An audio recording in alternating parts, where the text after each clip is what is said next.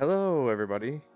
Can you believe that some people spend over $100 for a handheld retro system? It's crazy. Way too much money. Way too much money. And they come pre assembled. And we all know what's the fun in having a pre assembled thing? You want to build it yourself. So, today we're going to take a look at what I think is the best bang for buck little tiny pocket system that's on the market. All we're going to need for this is going to be the Raspberry Pi Zero. This is the WH model with the included already soldered GPIO header. The hat that this is going to go on is the Waveshare GamePi20, which is a great little pickup for only $34.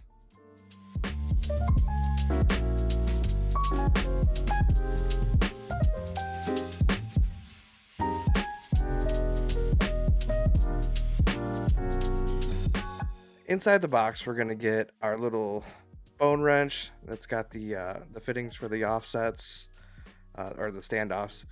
We've got a tiny screwdriver, like an eyeglass style screwdriver. We've got buttons, we've got pads, we've got the hat itself, we've got a faceplate, and then we've got a back plate. And then in the Pi box, we have the Raspberry Pi Zero WH, which already has the 40-pin GPIO header on it. So I'm not going to be soldering that on. You can pick one of those up for about $14, $15 shipped. Or you can, go to your local micro center. Sometimes Radio Shacks have them. If you're lucky enough to have a Radio Shack still open in your area, there's not very many of them, but you can find them there if you've got one. The faceplate is acrylic. It's actually pretty sturdy. It's really got some nice cutouts for the buttons, and the hat is nice because it's all one piece. It's got the little 2-inch screen on there. The screen's pretty good. It's got 60 hertz on the screen. Included battery is already installed.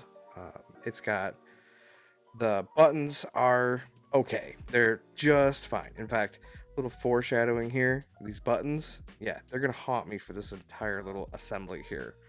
They're just gonna be a nightmare. But that's $34. That's what you get for $34.99.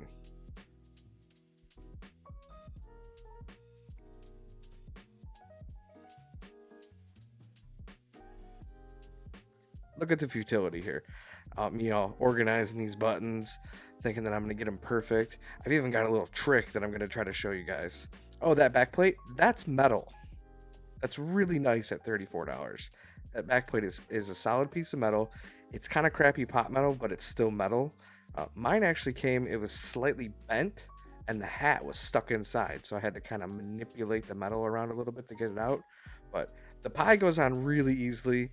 The GPIO pin just clicks right in the back of the hat, and the whole thing just drops in there. You're going to want to make sure you put your SD card in the Retropie first, and you can go over to the wiki at GameShare's site for the Pi 20, and they have a pre-built Retropie and recall box installation for this hat that works for this hat.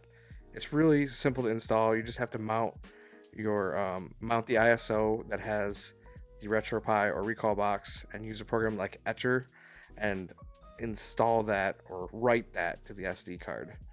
Now you're going to want to take care here. What I'm going to be doing is mounting the soft rubber pads on the contacts for the D-pad and the 4 face buttons. The 4 face buttons we have are A, B, Y, and X, and they have 2 little plastic or rubber pads that sit on top of it, and then there's 2 little eyeglass screws that hold them to the top of the hat. And a lot of people that I've seen do this hat before, what they'll do is they'll put too many turns on the screws that are holding the rubber pads in, and you don't need to put very much. Like, it's probably, I'd say, about 3/4 of a turn, just enough to get it threaded and get the thread seated. Otherwise, you're going to end up bunching up the rubber pads on the contacts. It just looks bad. It makes them not really fit right. And it's not right. So a little pro tip on these is that I figured out literally right here is if you try to put the screws in through the rubber pad like that, it really doesn't work. So you're going to want to take the rubber pad, pre-insert the screws in the eye holes, and then set the whole thing right down on top, kind of line it up with the two small screws, screw holes for those two eyeglass screws. And just like I said, about 3/4 of a turn, not much of a turn on that screw at all. It's just going to hold that rubber pad in place. That's all it's there for, just holding it in place so it's straight on those contacts.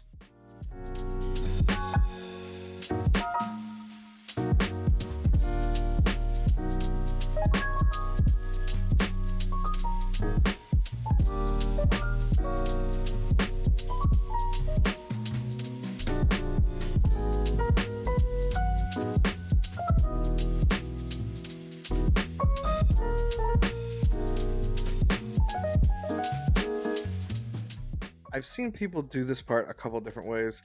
I've seen people try, put the shoulder buttons in after they've inserted the Raspberry Pi and the hat into the back plate, but there should be enough room to go ahead and put on the shoulder buttons before you put everything in.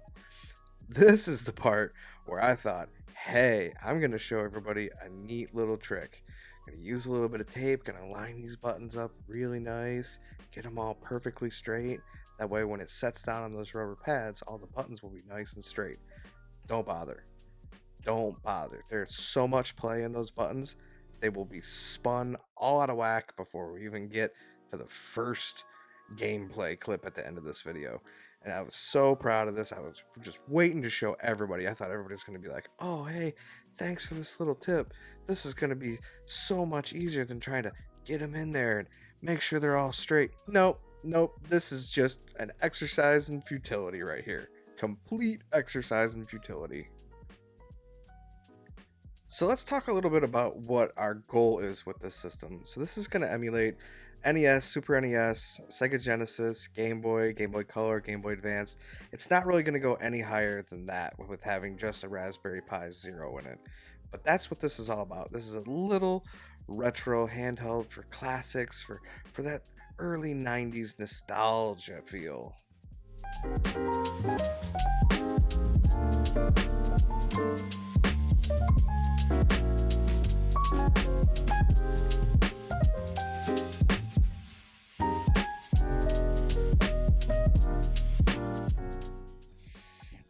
Now we're just going to go ahead and we're going to insert the Raspberry Pi and the hat into the metal backplate.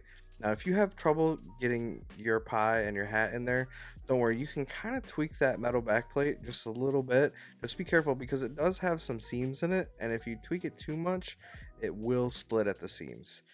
The whole assembly is held in with 4 little brass standoffs that come with it. Actually, it comes with a couple extra stuff too, and it comes with extra shoulder button, extra standoff, and extra couple screws. But you just want to put them in a little bit more than finger tight. Not very tight. Remember, this is an electronic device. It doesn't have to be reefed in. It's just snug.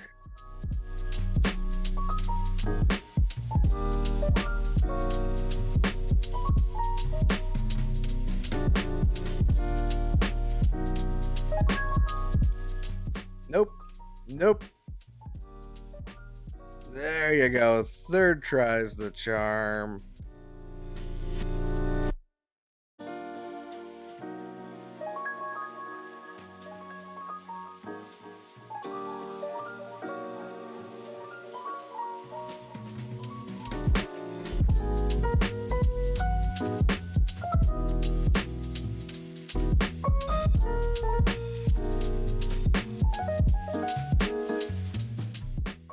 Now what I'm doing here is I'm just using the little screwdriver to kind of push the rubber down. It crunches the rubber up just a little bit at the edges where the hat sits in against the back plate. The rubber's kind of just pushed up a little bit, so I just kind of scrunched it down in there so it would be a little bit more flat.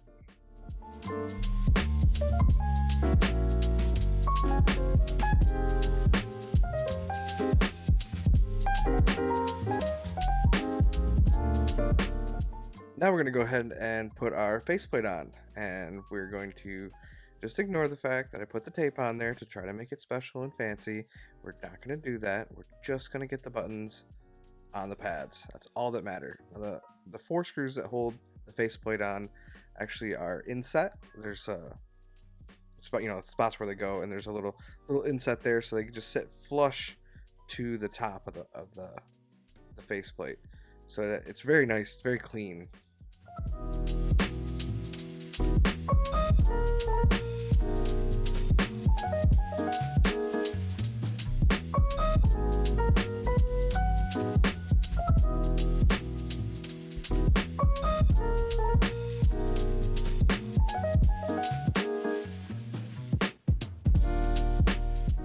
Ooh la la, that peel. And there you have it. Doesn't take very long, probably about a half an hour to just assemble the whole thing.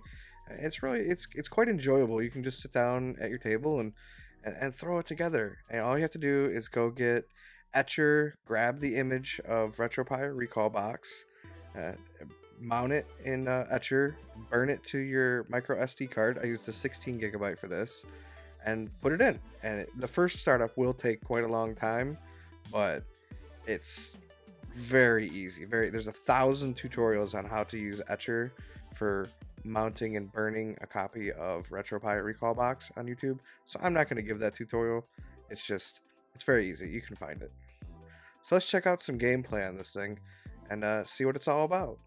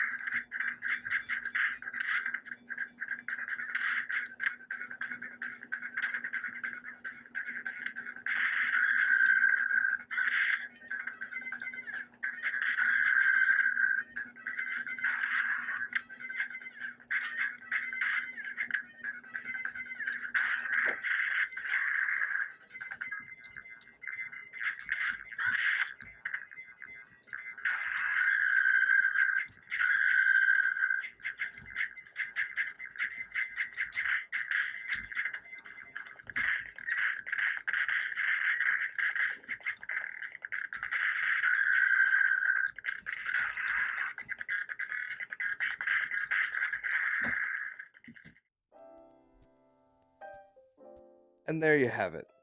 A nice little handheld. It's just a great little product at 35 bucks. Throw a Raspberry Pi in, throw some games on it, throw it in your pocket, 5-6 hours of battery life, no problem.